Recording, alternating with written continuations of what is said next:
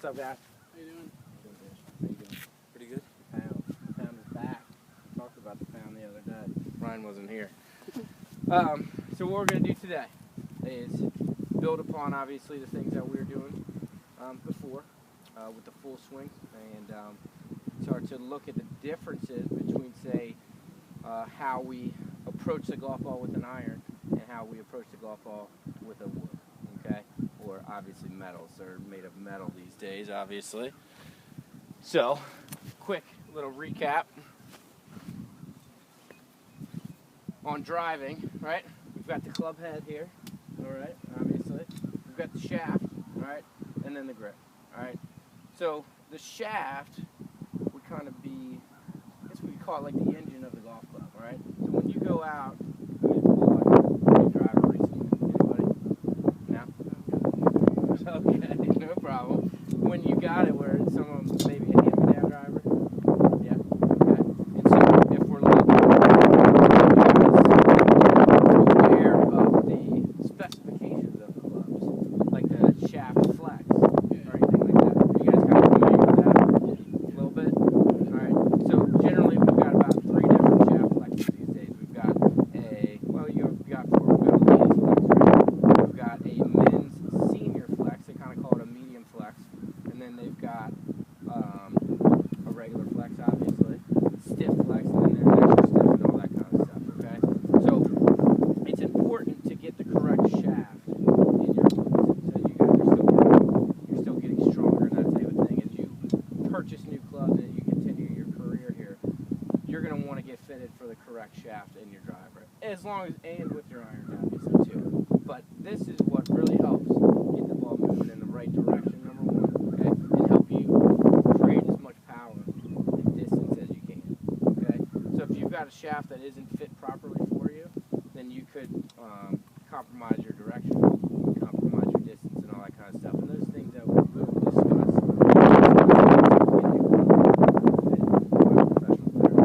we're going to go over a few of those things today throughout the lesson, just to give you kind of an idea of how that works. All right. So, what's the when we get a driver in our hand, what do we want to do? Grip it and rip it. Everybody pretty much agree on that one? Yeah. Okay. Nothing wrong with that, right?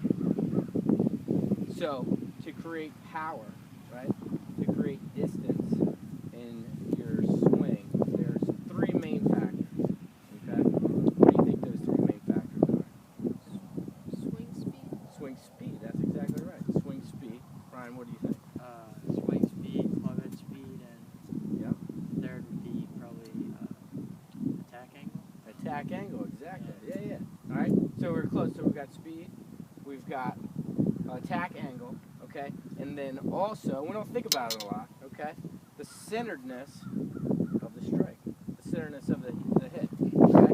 So on these big clubs here, right? We've got a wide sweet spot. So that's what they're really doing with these clubs here. They're trying to make them as big as possible. So if you miss it off the toe or off the heel, you'll still get some good distance there. All right? You may get reduced distance, but it may not be as reduced as some of these clubs that were made out of wood and all that kind of stuff 20, 25 years ago. Okay? So the centeredness of contact is a big deal, especially with these drivers, these fairway woods, these hybrids, because right in here, that's your sweet spot. Look at it. Everybody kind of take pull your club up. Let's take a look at it. Okay? So we've got a hybrid here. This is perfect, actually. You guys have got fairway woods, and I've got a driver. Missing on the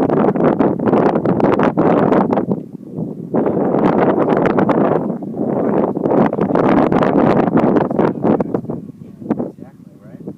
The more backspin you create, what happens? There you go. That's number 1, right? More backspin. That's why there's irons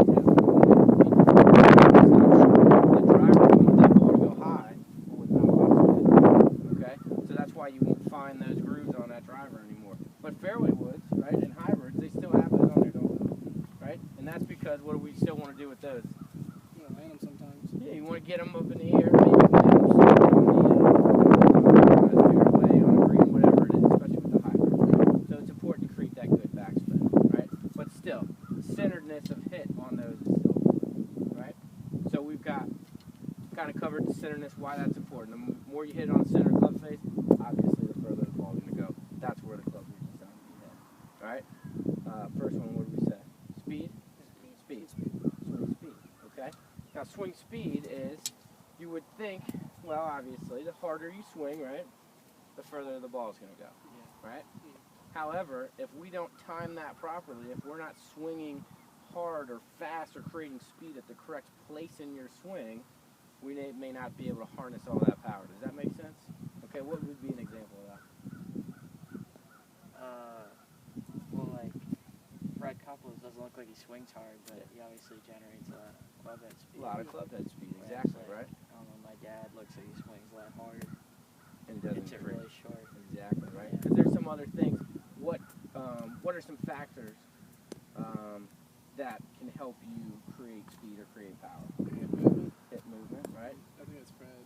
What else? His arms aren't moving that hard, but Good. he gets a lot of stats. There you go. What do you think, man? Hip movement, angle of attack on the ball. Angle of attack, right? Okay, good. All right. So there are some internal factors. So a guy that's 6'5", right? Further than a guy like me that's 5'11". All right. So because he's got a wider arm, right? His arms are longer. Okay. He can create more speed because of that, because of a wider arm. Okay.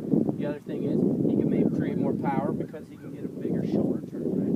So we worked on that a little bit. Turn, I think we did that a little bit. Your weight transfer, right? So physical factors like strength, right?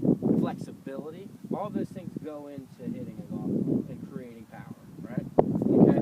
So all of those things are important in driving because you use pretty much all of those because we're going at it. What did we say? Right? So we got to use all of those things here. All right.